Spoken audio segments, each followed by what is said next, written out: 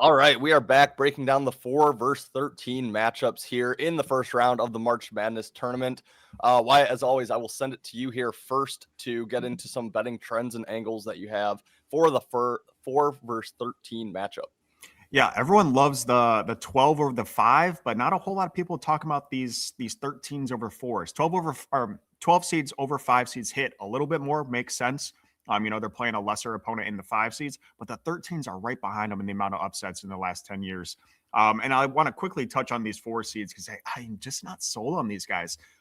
First of all, we have a Nebraska team who's a 4 seed who has never won an NCAA tournament game. We have Alabama who's dealing with arrest issues and doesn't play defense. We have a Kansas team who has done nothing in the tournament since winning back in 2022. They have guys on their team that don't care. Well, one guy on their team that doesn't care. And then we have Arkansas, who, yes, just won the SEC, but they have Coach Cal, who is a Hall of Fame coach, but is notorious for getting upset in March. So just a tricky little couple 4 seeds here, and people are saying they're, up there with one of the highest ranked 4 groups in NCAA tournament history. I think they're very beatable. I think they're very suspect to upsets. We'll talk about them here in a second, but I kind of like these 13s more than the 12s. And I know that's kind of crazy because everyone loves their babies in the 12s. I think the 13s where the value is this year. Yeah, I definitely agree. I think the 12-5 matchup is oversaturated, and we'll get into that in our next episode. But, once those trends and angles become public, they don't hit quite as much as they used to. So I love where your head's at here with the 4-13, possibly with some upsets, and I completely agree. I'm not super sold on the 4 seeds. That being said, I'll start with Kansas and Cal Baptist. Man, I don't know what Kansas team we're getting here. It's so hard with Peterson. I would rather him just opt out and go get ready for the draft like they do in college football bowl games, because you just don't know what you're going to get. But, at this point, Kansas has been bet up from 9.5-point favorite at open to 14.5. So, there has been some money coming in. I think at this point it's too much. I would have to lean Cal Baptist plus the points. And, as always in March Madness, you got to sprinkle a little bit on that money line if you're taking the points with the underdog. Then again, Darren Peterson shows up if he wants to be here, if he wants to play. Kansas could be, as good as some of the 2 seeds in this tournament. So very tough to know with Kansas. But yeah, at this point, I think it's just been bet up too much. I would lean Cal Baptist plus the points. Nebraska and Troy, exactly what you said. Nebraska has never won a tournament game. Troy has never won a tournament game either. So one of these teams about to get their first win. And again, I would lean Troy plus the points here. This one's been bet down. Nebraska open 15.5 down to 12.5. So some money coming in on Troy. I can't trust Nebraska. And, even though they, I think, started the year 20-0 before your boys got the best of them, kind of floundered a little bit there at the end of the season, but just not a team I trust. Not a ton of players that really impress me. I think they have they're kind of like Michigan State. They have a good core of guys that everyone can kind of produce. If one guy's not doing well one night, the other one will step up. But yeah, just not a team that I really trust. So I do lean Troy there, and I kind of like Troy on the money line in that game. I do like Arkansas over Hawaii. I have a little fear that Arkansas just went and won the SEC tournament. I know sometimes the teams that go win their conference tournament tend to be the ones that get upset very early in March Madness, but I was high on Arkansas. I actually had a bet on Arkansas to win that tournament, and still high on them. I think they get past Hawaii. And then I'll wrap up with Alabama Hofstra. Obviously, everyone knows the arrest there at Alabama. But I kind of liked Hofstra even before that arrest. Yep. Alabama has not impressed me whatsoever this year. They're not the same Alabama team that we're used to seeing. They're not the, poor man's NBA team that we're kind of used to seeing with this team. They're still, don't play much defense. They can get hot from the perimeter, and that's really where they'll run you out of the building. But if they're not making their shots, if they're getting slowed down in the half court, I think Hofstra's as alive as any dog here in the tournament. So Hofstra is my favorite 13 that we have here. But again, my initial lean is really taking the points with all the dogs except maybe Arkansas. Yeah, I'll briefly touch on this Kansas game. Don't like it at all. Like you said, I don't know what Kansas team we're going to get. I've seen a decent amount of people taking Cal Baptist. Don't hate it, but if Kansas is on, if Peterson is showing that he is now the 2 overall pick in the draft, I mean, Kansas is going to absolutely blow him. So just a game I'm not interested in betting because I just don't know what Kansas team we're going to get. The next 3 games, I really like these.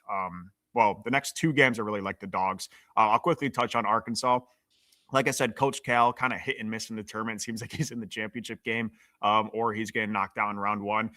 From what I've seen, in the little research I did with Coach Cal, again, he's only been in Arkansas, I think, 2 years now, and then Kentucky for the last whatever, was at Memphis when they went to the finals with D Rose. But every time he wins a conference championship game, he usually has a decent run in March. I know Arkansas just won the SEC.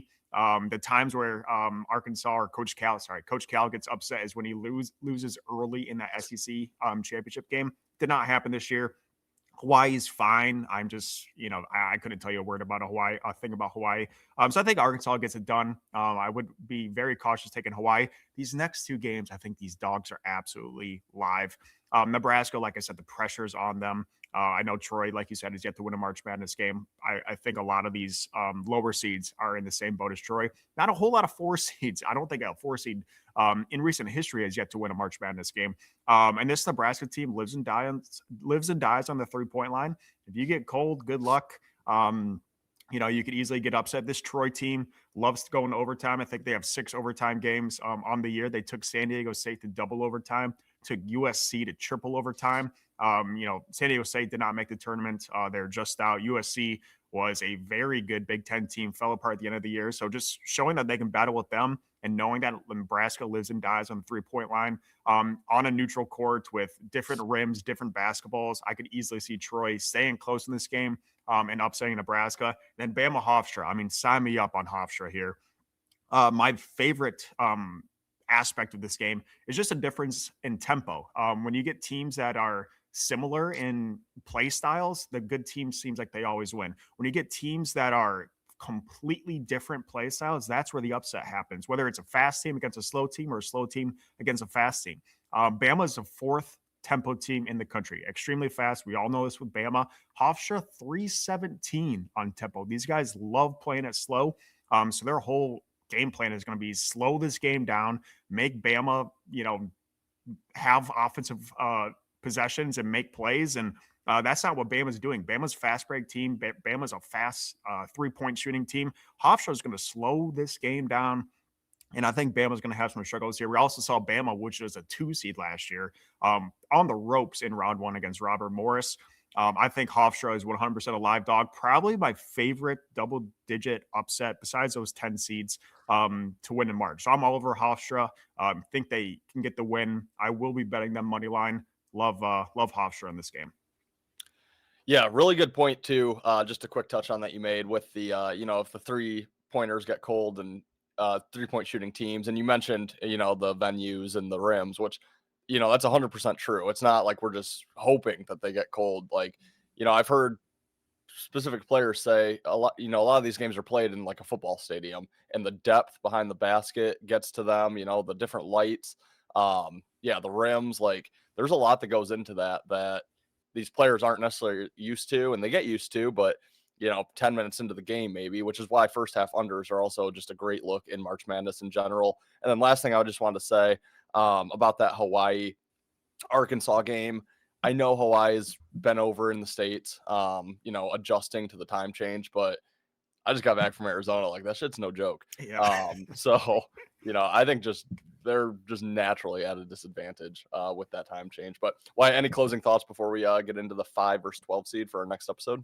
Yeah, I can't say the Rainbow Warriors had as much alcohol as you had, but they did just win their Big West, so maybe they're partying a little bit. And then you add in the time change. I don't hate it at all, but yeah, very interesting in these 13 seeds. Hoping for some upsets. I know upsets are always fun round 1 and 2. They're not so fun in the later games when you have a St. Pete's getting destroyed in the Elite 8. But hoping for some upsets, and I think the 13 seeds could bring some Cinderella stories this year. I agree. Guys, thank you for watching. We'll be back for our next episode for the 5 and 12 seeds, so be sure to tune into that. But thank you for watching. We'll see you in the next episode.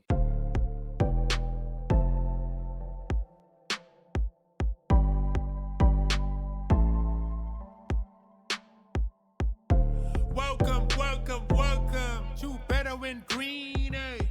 To better win green, eh? it's all about. Come on, let's make cash now. We always on spot and we cover old spot from the bottom to the top. Hey, shout out to Ethan, shout out to Wyatt, shout out to Ben. Welcome to our podcast. Better in green.